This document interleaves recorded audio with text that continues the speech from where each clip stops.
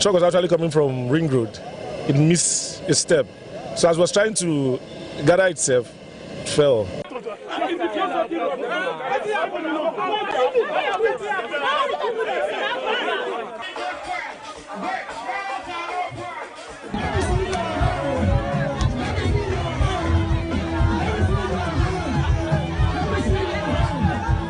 What we are witnessing these days, it is something we can no longer understand. They should stop telling us and promising us all those promises are fake, giving us distance of promises are fake. We don't want it anymore.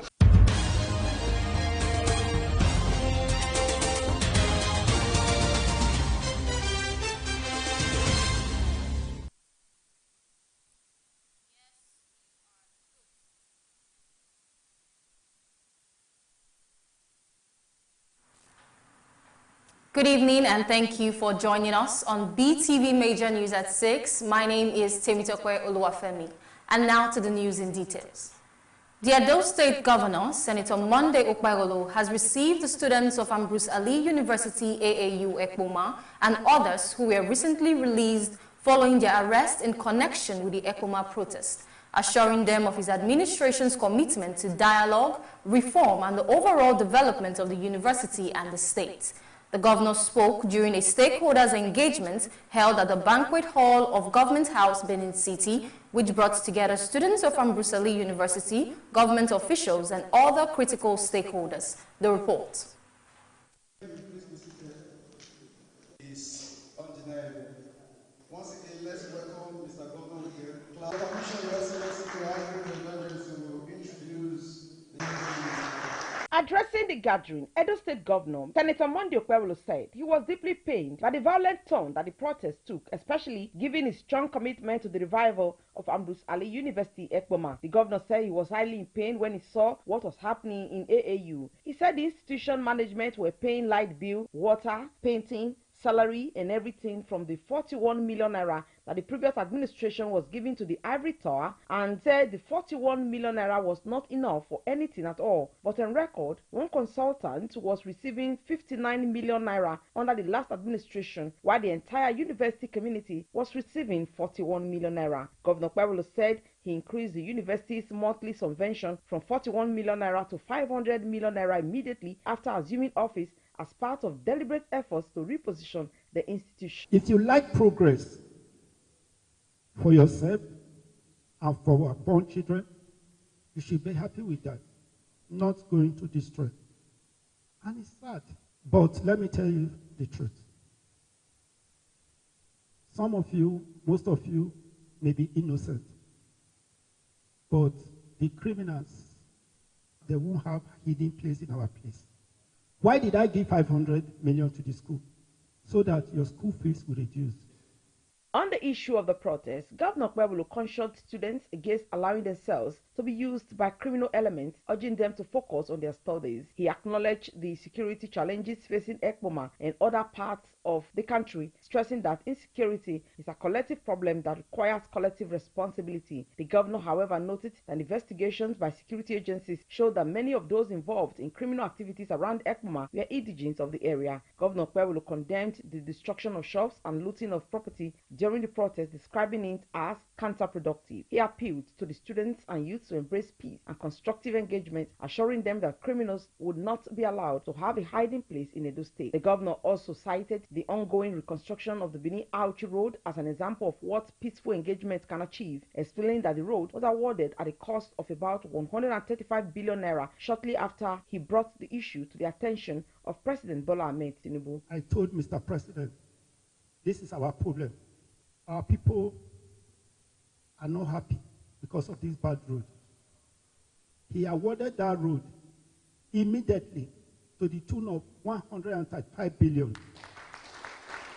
You can see that road, concrete pavement. In the next 70, 80 years, nothing will happen to that road.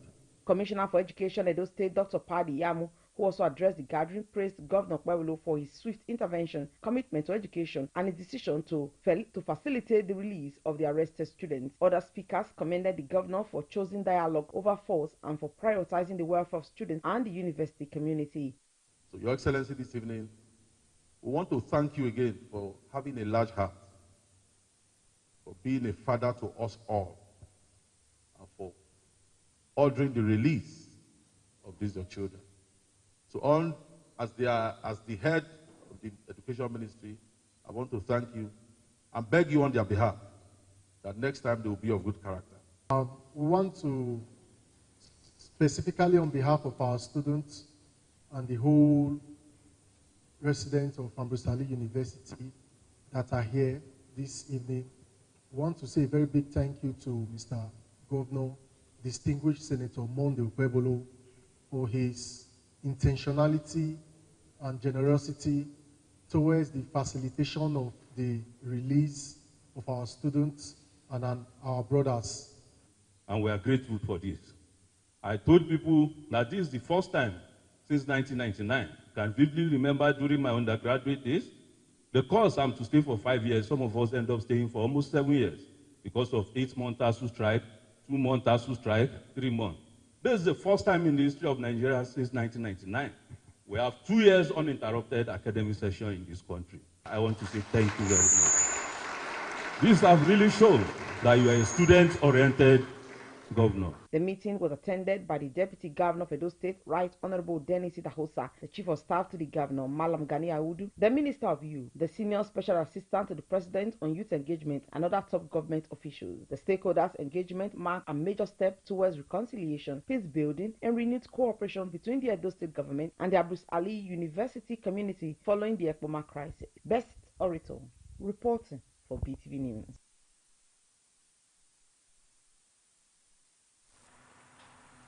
A two-time House of Assembly candidate, former Special Assistant to the Executive Governor of Edo State, and former PDP Oluku Ward Leader, Honorable Nosa Victor Omoroge, has formally defected from the People's Democratic Party, PDP, to the All Progressive Congress, APC, marking a major political shift ahead of the 2027 general elections. The report.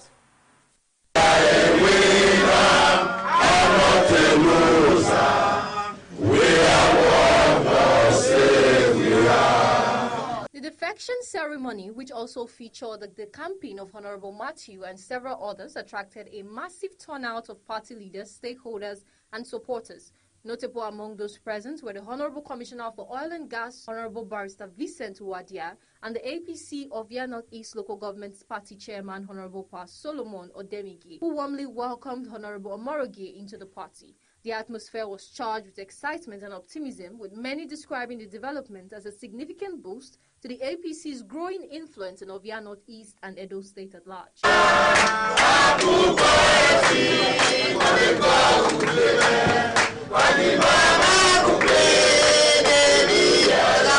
In his remarks, Honorable Omoroge expressed sincere appreciation to the APC leadership for receiving him with open arms. He explained that his defection was motivated by a desire to contribute more effectively to the development of Edo State. According to him, aligning with the leadership and vision of the Executive Governor of Edo State, distinguished Senator Monday Okpebholo, will enable him to better deliver democratic dividends to the people.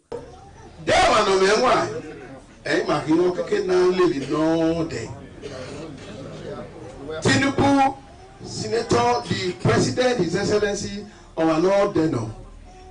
Megay, our Lord Building Leader. Asopa, everybody know the government of you.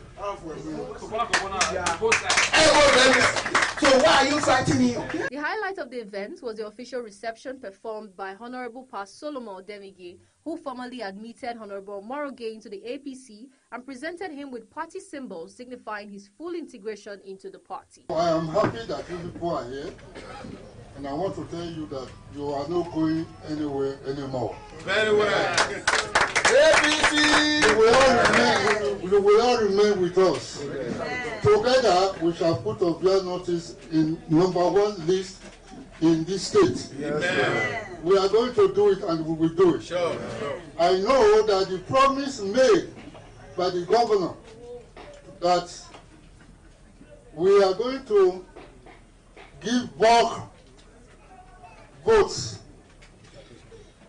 during 2027 election. Oluku will emerge as the #1 ward in Ovia Northeast. I am grateful to you people for coming. You have made a very good journey. And I want to assure you that all the privileges that we enjoy as members of this party, you will also enjoy it at any given time. Amen. Receive you to the throne of the APC in the name of God the Father, Amen. God the Son, Amen. God the Holy Spirit. Amen.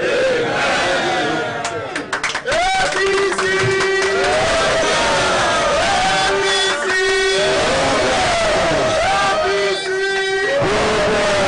Honorable Moroge reaffirmed his commitment to working diligently with the APC and the state government to enhance the welfare and progress of the people. He emphasized that one must identify with progress, noting that his move to the APC is a step towards supporting the re-election of President Bola Ahmed Tinubu in 2027 and strengthening efforts to make Edo State greater. Must identify with progress, and that is what brought us. We have to make sure that Bola Ahmed Tinubu, the current president of our nation, should be supported to have a two-term for 4 years. And His Excellency, the governor of Edo State, have made a commitment of over 2.5 million. People are making jest of it that is not possible.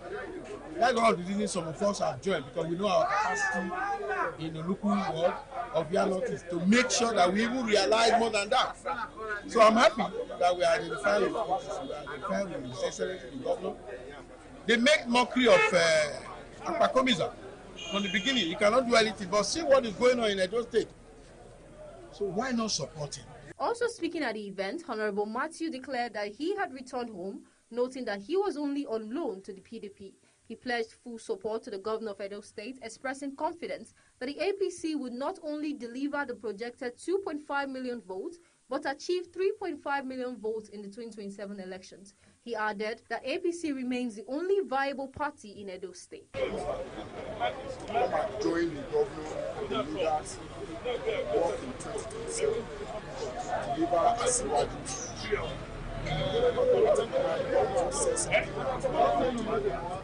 It's going to do 2.5 million votes. I think the governor just said it now. We are going to increase it to 3.5. To 3.5. We'll do everything to do that 3.5. Speaking with newsmen, the Commissioner for Oil and Gas Resources Edo State, Honorable Barrister Vincent Wadia, stated he attended the event to stand in solidarity with his brothers who have returned to strengthen the APC. He praised their decision and confidently noted that the task ahead in Ovia is simple, stressing that the 2027 general elections is a done deal. Here to fellowship and to receive my brothers who have come to join us to make APC thicker. They were part of First Life from the beginning. Along the line, they moved to the other side of the Niger. Now they have found out that the winning team is what you have to join. It's a team you have to be part of. And they have come here today to come and join. They claim they have a receipt, and we are happy that we are having our brothers back. Other party members and stakeholders also expressed support for Honorable Moroge and other defectors. They commended the move and assured them of maximum cooperation as they fully integrate into the APC. Many described the development as a strategic advantage that would further enhance the party's structure and electoral prospects. Are we okay?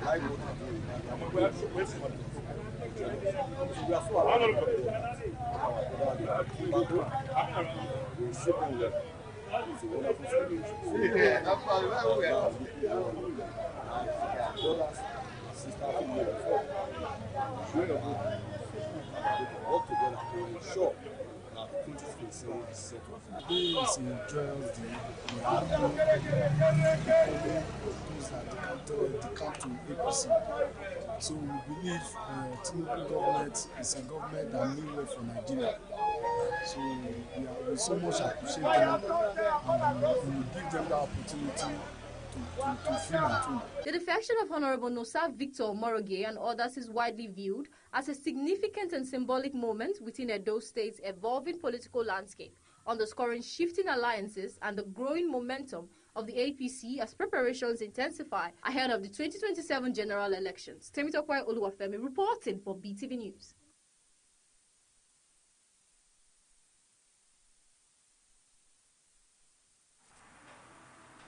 The Armed Forces Remembrance Day was solemnly observed at the Ikpobaoha Local Government Council Secretariat on Thursday, in commemoration of fallen heroes who sacrificed their lives in the defense of Nigeria's sovereignty and territorial integrity.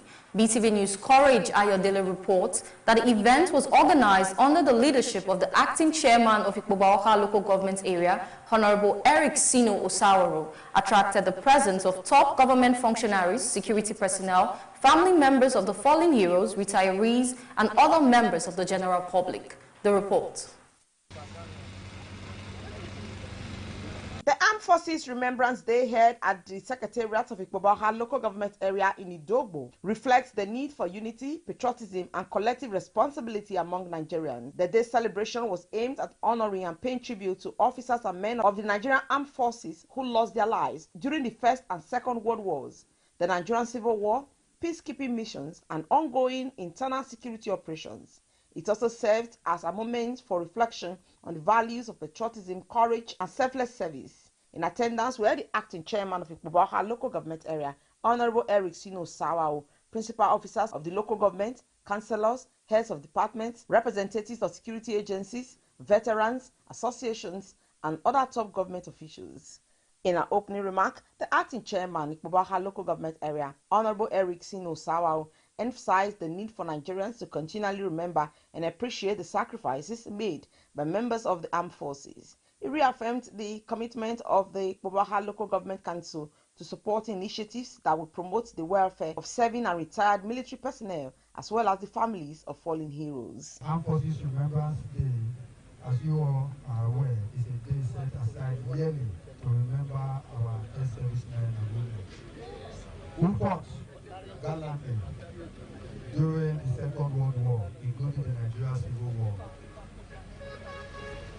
Peace support operations around the world and internal security operations, especially the long-drawn war on insurgency as well as banditry, ravaging some parts of our dear country. Therefore, the Armed Forces Remembrance Day celebration is organized in honor of those heroes who lost their lives, got maimed, and disabled during the wars.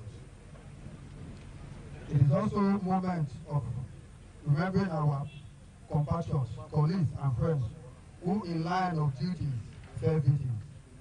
Ladies and gentlemen, this occasion then calls for sober reflection on our part and the appreciation of the fact that were it not for them, the unity of this country and the global peace currently experienced would not have been achieved. Speaking during the ceremony, Colonel Robertson Iyoha retired said the day is set aside to appreciate retirees for their sacrifices. He also used the medium to appeal to the acting chairman to assist the families of fallen heroes who are still alive and also pleaded for job opportunities for them. This is an event to celebrate and remember the fallen heroes and their widow, dependent, the amputees, disabled, and the less fortunate one of the Civil War and Second World War.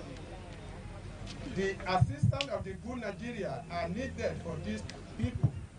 Sir, able men and women of the Nigeria Legion in your area of command need a job opportunity seriously as soon as. May the Lord bless you all. Highlights of the occasion include an inspection by the acting chairman, parade, and the laying of wreaths by Honorable Eric Sino Osaworo and others.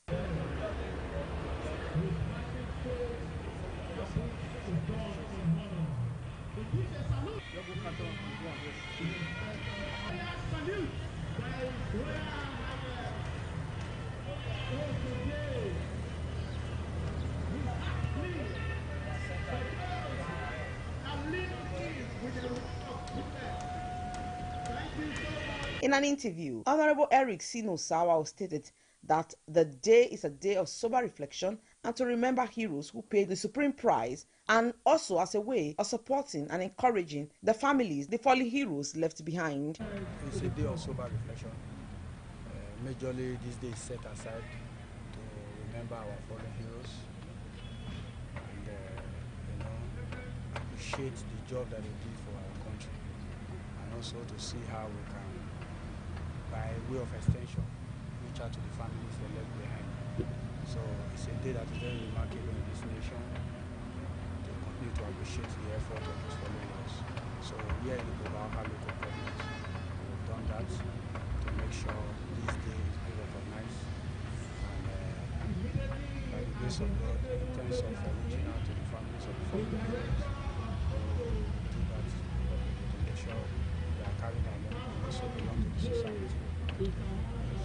Government officials who attended the ceremony applauded the Ekpobaha boss for his support for the widows of fallen heroes and also emphasized the need for unity and patriotism, urging Nigerians to support security agencies in their efforts to maintain peace and security across the country. It's a memorable one. I always give respect to the fallen heroes because they fought for us. To witness our heroes that fought for us. And we deem it fit to also honor them and recognize them today. These and many more will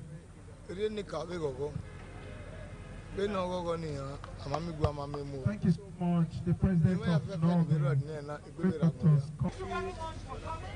Very good. One of the happiest day I had. The Armed Forces Remembrance Day ceremony at Ekpobaha Council Secretariat ended with renewed calls for patriotism and national unity. Best Orator reporting for BTV News.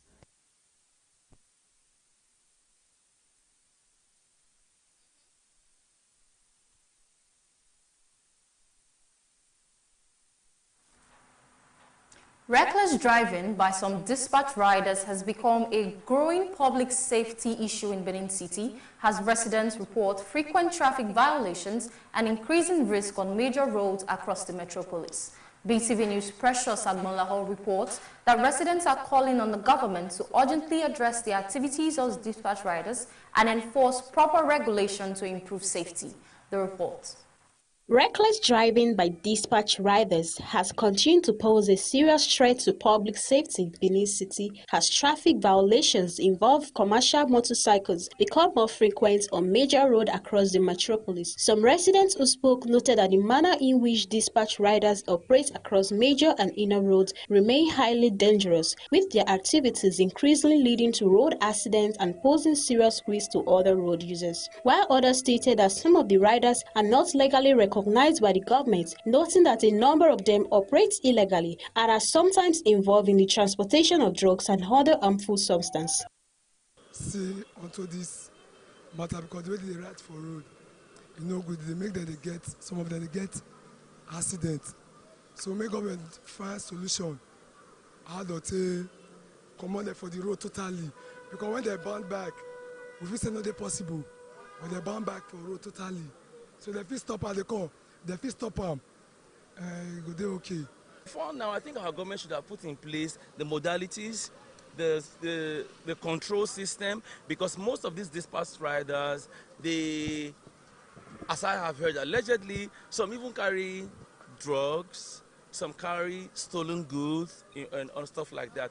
Now, if there are no measures to checkmate all of this, these people transport some of this stuff from one place to another. Again, they should create a reform, bring all the dispatch riders together, create a forum and an avenue to speak with these people. If you are not identified by the government, probably you must have a license to even do the dispatch rider job. Another resident noted that the activities of dispatch riders have constantly posed safety risks, citing reckless driving by some operators, which endanger other road users, and further suggested that motorcycles operators should be limited to rural areas. I think we really need to do a permanent stop on it. Okay, they can literally still continue working on these other rural areas where you can hardly get access to other vehicles, you understand, but when it comes to inside the town, I think they should be banned completely. To establish a forum to regulate their activities, insisting that every dispatch riders must carry a government-issue identity to operate legally, while also enforcing measures to curb reckless driving. Precious Agbolahor reporting for BTV News.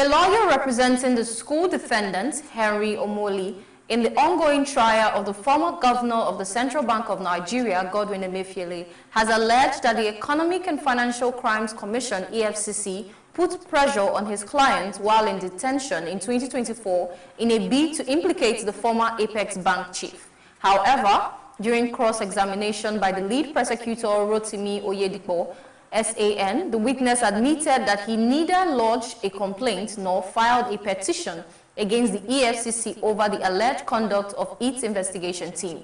The lawyer, Mr. Ofia, gave his testimony at the Lagos State Special Offense Court sitting in Ikeja during a trial within trial ordered by Justice Rahman Oshodi, following claims by the second defendant that the statements he made while in EFCC custody were obtained under duress.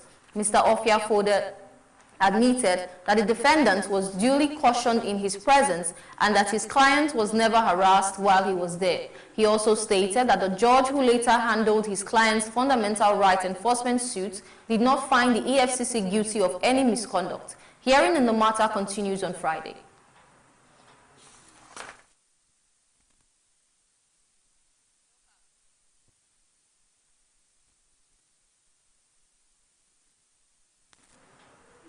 A classroom building at the Odokere High School in Ikorodu, Lagos State collapsed on pupils while they were in class on Thursday, sparking concerns over the safety of public school infrastructure in the state. The school, owned by the Lagos State government, reportedly caved in during class hours. No casualties were recorded as pupils were said to have escaped before sustaining serious injuries. A video of the incident, which has since gone viral on social media platform X, was shared by user at Omoreli Jare. In the footage, a narrator described the scene and expressed concern over what could have happened if the students had not acted swiftly. The incident has triggered reactions online, with many Nigerians calling on the Lagos State government to urgently inspect public school buildings and ensure the safety of pupils and teachers. As of the time of filing this report, officials of the Lagos State Ministry of Education and emergency agencies had yet to release an official statement on the cause of the collapse or whether the affected classrooms will be closed pending investigation.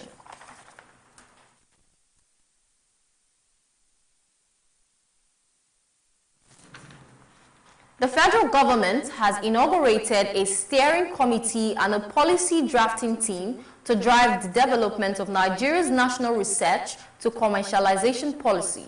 The initiative is aimed at translating research outcomes into market-ready products, boosting innovation and unlocking economic value from publicly funded research. The report.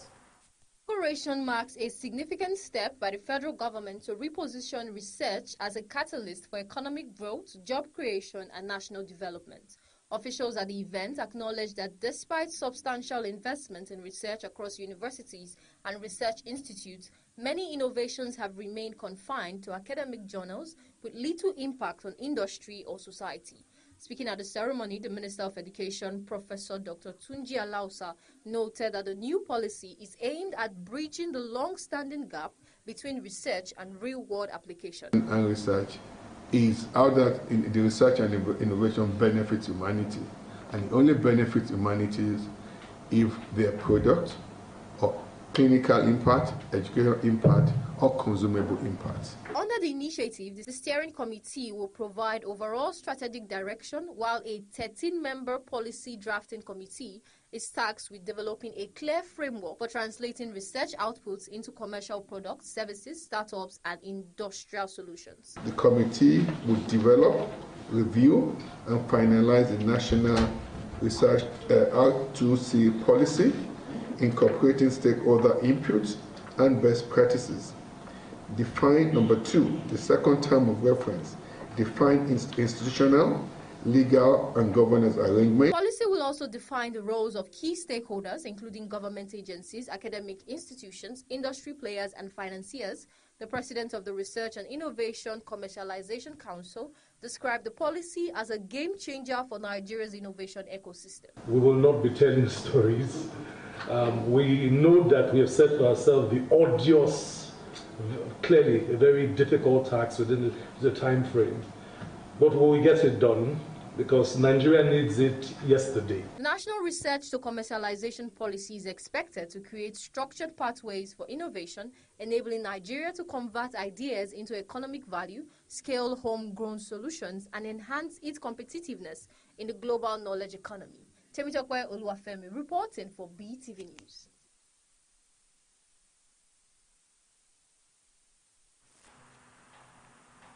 Nigeria's former Vice President Atiku Abubakar's son, Abubakar Atiku Abubakar, has formally defected to the ruling All Progressive Congress (APC), pledging to work for the re-election of President Bola Tinubu in 2027. Abubakar Atiku Abubakar was received on Thursday at the National Assembly by the Deputy Senate President, Senator Baru Jimbri, alongside key APC leaders from the Northeast geopolitical zone. Speaking at the event, Atiku Abubakar announced his resignation from the People's Democratic Party (PDP), declaring his full alignment with the APC and describing the moment as both historic and personal. He also directed all coordinators and members of the political organization they founded in 2022, formerly known as the Atiku organization, to immediately align with the APC and support President Tinubu's renewed hope agenda. Meanwhile, former Vice President Atiku Abubakar's camp responded swiftly to the development, calling it troubling in a tweet. Atiku stated, "The decision of my son, Abubakar, to join the APC is entirely personal. In a democracy, such choices are neither unusual nor alarming, even when family and politics intersect. As a Democrat, I do not coerce my own children in matters of conscience, and I certainly will not coerce Nigerians. I remain resolute in working with like-minded patriots to restore good governance and offer Nigerians a credible alternative that brings relief, hope, and progress."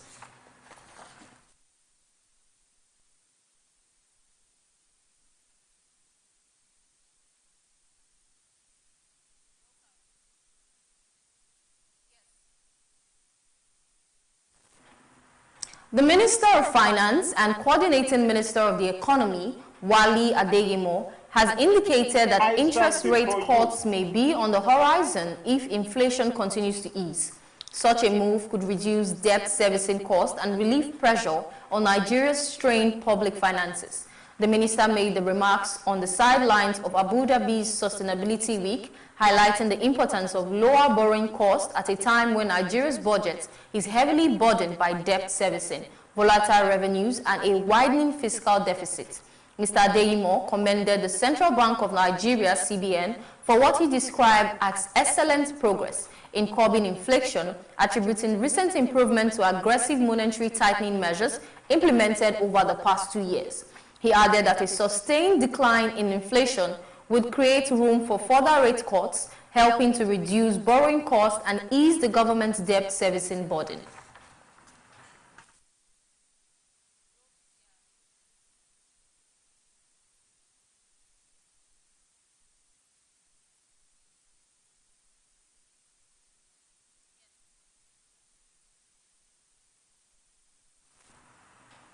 Kano State government has disbursed empowerment packages to 2,260 graduates of 8 entrepreneurship skills institutes across the state, in a move aimed at boosting youth employment and job creation.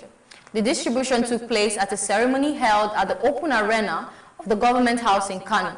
Governor Abba Kabir Yusuf emphasized that each graduate would leave not just with a certificate, but with practical tools and, in some cases, seed capital to kickstart livelihoods in their chosen fields. He recalled that the institutes were originally established under the administration of Senator Rabi Musa Kwankwanso to equip youth with income-generating skills, but were later closed by a previous administration. Governor Yusuf said the revival of the institute, coupled with the provision of empowerment tools and support, will help reduce unemployment, curb youth restiveness, and promote self-reliance across the state. I stand before you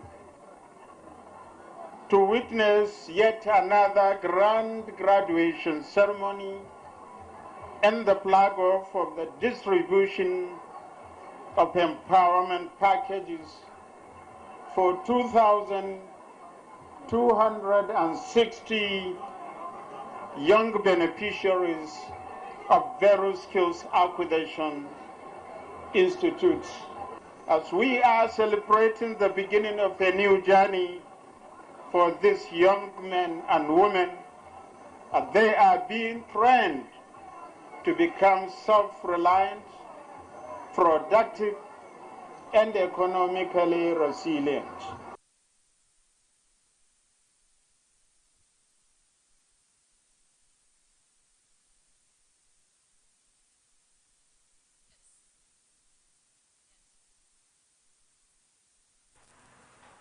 Residents of villages across China's Hebei province are enduring a harsh winter with limited heating as rising natural gas prices and reduced government subsidies make it increasingly difficult for households to keep their houses warm. The report. Hebei, located in northern China, experiences some of the country's coldest winter temperatures. In recent years, many rural communities were encouraged to switch from coal to natural gas as part of China's environmental drive to reduce air pollution. While the transition initially came with government support to offset costs, villagers now say their subsidies have been cut back significantly. As a result, the price of natural gas have climbed beyond what many rural families can afford. Several residents report rationing their gas use, turning heaters on only for short period or relying on extra layer of clothing or blankets to cope with the cold. In some homes, heating is reserved for children or elderly family members, while others go without entirely. Local villagers say their income, largely dependent on small-scale farming or temporary work, have not kept pace with the rising costs of energy. For many households, paying for sufficient gas throughout the winter would consume a large portion of their monthly earnings. Some residents have expressed frustration that they were discouraged from using coal but now struggle to afford a clean alternative. Community officials acknowledge the pressure on residents but say local governments are constrained by tighter budgets and a higher overall energy cost. Natural gas prices have risen due to broader market factors including supply constraint and increased demand during winter months, limiting the ability of authorities to maintain previous subsidy levels. The situation have renewed debate over the pace and support mechanism of China's clean energy transition in rural areas. While environmental policies have helped reduce smog and improve air quality, critics argue that insufficient financial support risks placing an unfair burden on low-income households. As winter continues, villagers Hebei remain caught between environmental policy goals and daily survival needs, hoping for additional assistance or policy adjustment that would allow them to stay warm without falling deeper into financial hardship. Favor Kolawole reporting for B.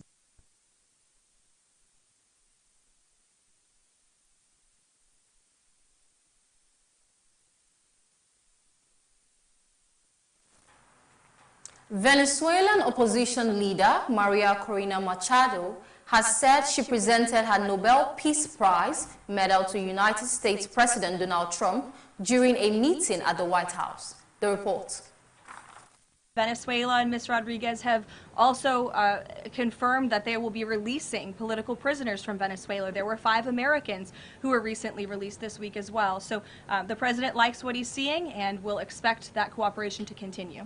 According to Machado, the presentation took place during a private engagement in Washington, where she met with President Trump to discuss Venezuela's ongoing political crisis, democratic reforms, and international support for opposition movement in the South American country. Machado stated that the gesture was symbolic, describing the medal as a representation of the struggle for freedom, democracy, and human rights in Venezuela. She said presenting the medal to the U.S. president was meant to acknowledge what she described as his support for democratic forces and pressure against authoritarian governance in Venezuela. The Venezuelan opposition leader emphasized that the meeting focused on strengthening international cooperation with sustaining diplomatic efforts aimed at restoring democratic governance in Venezuela. She also reiterated calls for continued global attention on the political and humanitarian situation facing Venezuelans. The White House has not yet released an official statement detailing the meeting or confirming the presentation of the medal. However, the meeting underscored ongoing engagement between U.S. political leadership and Venezuelan opposition figures amid prolonged political tension in the country. Machado remains a prominent figure in Venezuela opposition movement and has continued to seek international backing as efforts to resolve the country's political crisis continue. Favor Kolawole reporting for Beetv News.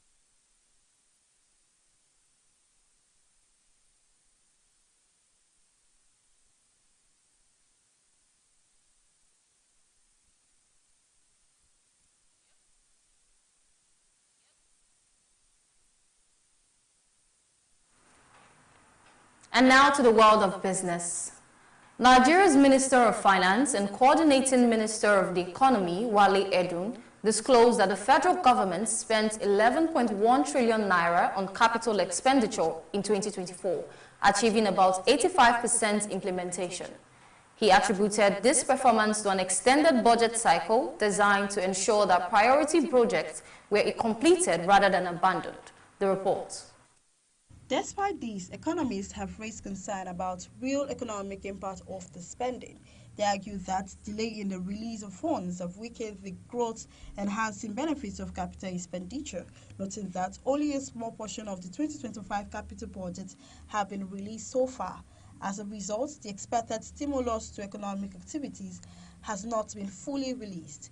Other analysts pointed to inflation and naira depreciation as a major factor eroding the value of government spending. Rising cost of construction materials, fuel price increases following subsidy removal, and general inflation have reduced the real output of capital projects, creating a gap between reported expenditure figures and visible economic outcome. The chairman of the Presidential Committee of Fiscal Policy and Tax Reforms, Taiwo Oyedele, clarified that the 2026 tax reform law is structured to protect low-income earners and small-scale investors. He explained that individuals with modest capital market transactions are automatically exempted from capital gain tax under clearly defined thresholds. Under the new framework, capital gains tax exemption apply where total proceeds from asset disposal do not exceed 150 million naira and gain remain below 10 million naira within a 12-month period. Pension fund administrators and real estate investment trusts also qualify for exemptions, provided that proceeds are reinvested in eligible assets. Oyedele noted that high net worth individuals only become liable for capital gains tax when they permanently exit in investments without reinvesting. He described Nigeria's capital gain tax regime as highly competitive globally, adding that ongoing regulatory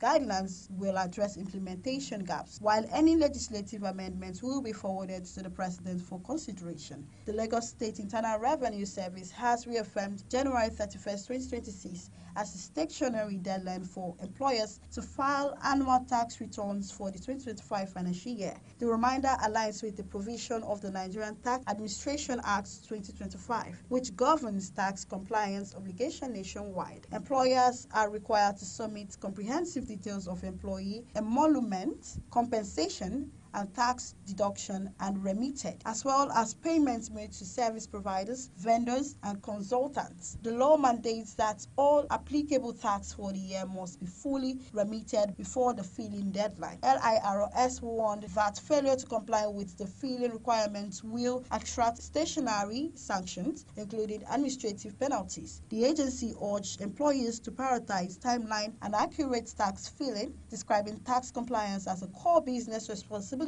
under the new legal framework. Favor Kolawole reporting for Beetv News.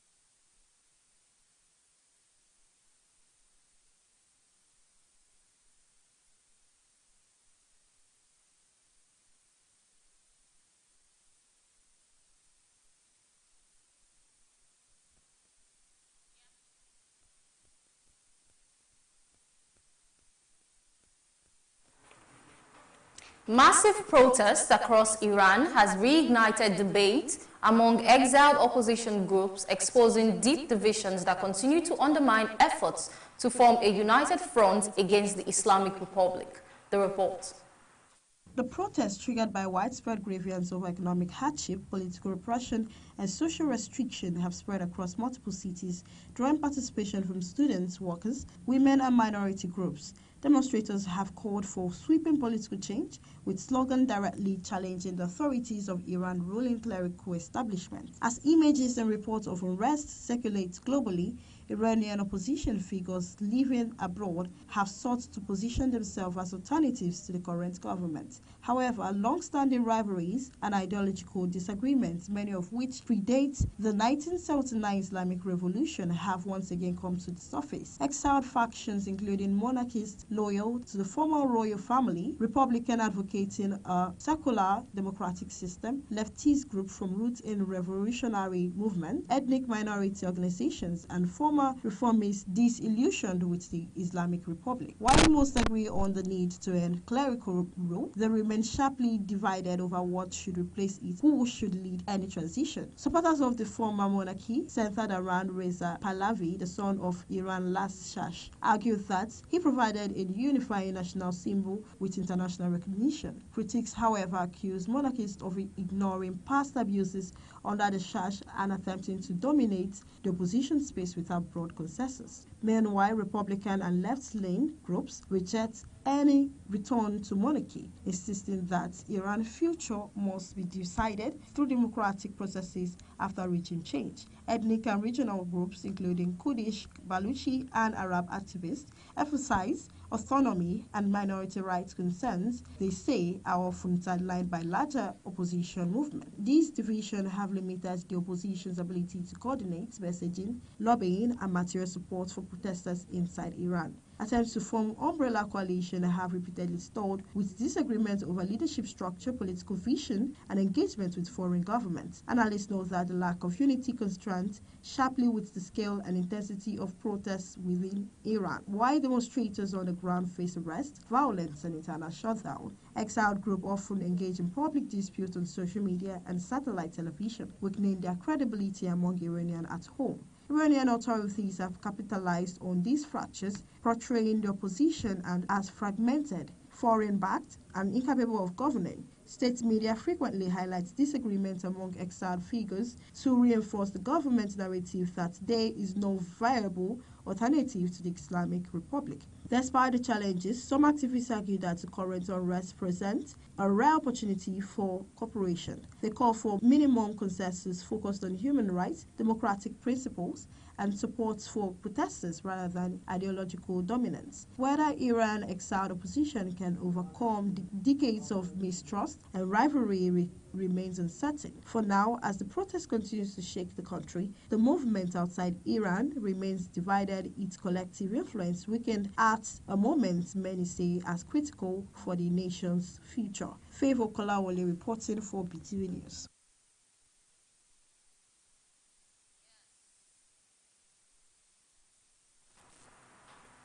And now to the entertainment world. Nigeria's singer Teniola Apata, popularly known as Tenny, has stirred reactions online after calling out Ghanaian music stars Shatta Wale and Stonebwoy over what she described as biased officiating in a recent football match involving Nigeria. Also, Odumodu Black makes shocking declaration about working with Ghanaian artists. The report.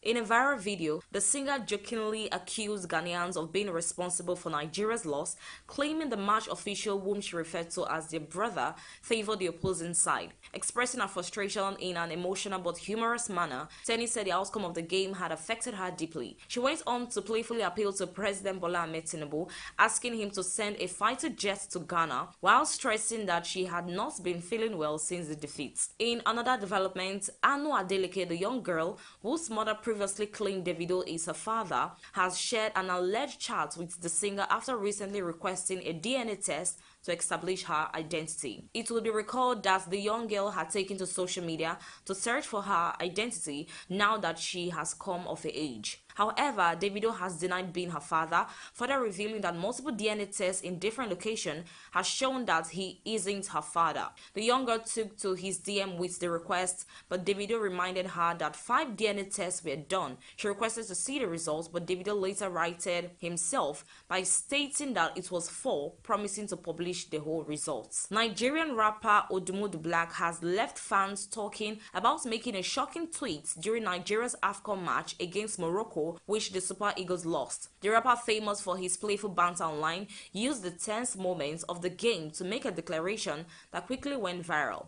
Odumodu Black comments came amid attention on the pitch as he claimed the Ghanaian referee was biased and working in favor of the Morocco players. The statement further fueled the ongoing friendly rivalry between Nigerians and Ghanaians in both music and football. Whether joking or serious, his tweet has become part of the Nigeria vs Morocco conversation, with fans debating the game and the rapper's bold stance. And that is on the entertainment news. Evelyn Isabella reporting for BTV News.